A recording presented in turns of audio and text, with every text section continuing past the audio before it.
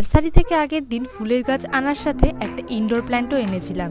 এই হচ্ছে সেই ইনডোর প্ল্যান্টটা। এই গাছটার নাম আমার ঠিক জানা নেই, তবে তোমরা যদি কেউ জেনে থাকো তো আমাকে অবশ্যই জানিও। গাছটা অনেকদিনই এনেছি, কিন্তু একটা সুন্দর টব না থাকার কারণে আর আমার মনের মতো কোনো টব পাইনি। তো ভাবলাম আজকে কিছু একটা ক্রিয়েটিভিটি করা যাক। বাড়িতে এই ধরনের কৌটো প্রচুর ছিল, তো ভাবলাম এইটাকে রাবার ব্যান্ড দিয়ে গোল করে নিয়ে তারপর সাইজ মতো কেটে নিলাম। এই গাছটাকে আমার হোয়াইট কালার টবে লাগানোর ভীষণ ইচ্ছা ছিল, কিন্তু আমাদের এখানে বাজারে হোয়াইট টবগুলো পাওয়া যায় না, আর অনলাইনে এগুলোর যা দাম, কেনার তো কোনো কথাই আসে না। তো ভাবলাম এটাকেই হোয়াইট কালার করে আর একটু ফাঁকা লাগছিল বলে ব্লু আর পিঙ্ক দিয়ে লাইন টেনে একটা ডিজাইন করে দিয়েছি। ব্যাস আর কি, এইভাবে বাড়িতেই তৈরি করে নিলাম হোয়াইট কালারের একটা টব। তারপরে ফুলের গাছটাকে বসিয়ে দিলাম। ও সরি, এটা তো ফুলের গাছ নয়, ইনডোর প্ল্যান্ট। তো এরপর একটুখানি জল দিয়ে রোদেই রেখে দিয়েছিলাম, একটু বড় হলে আরো বেশ সুন্দর লাগবে। আর ঘরে আনার পরে কি সুন্দর লাগছে দেখো।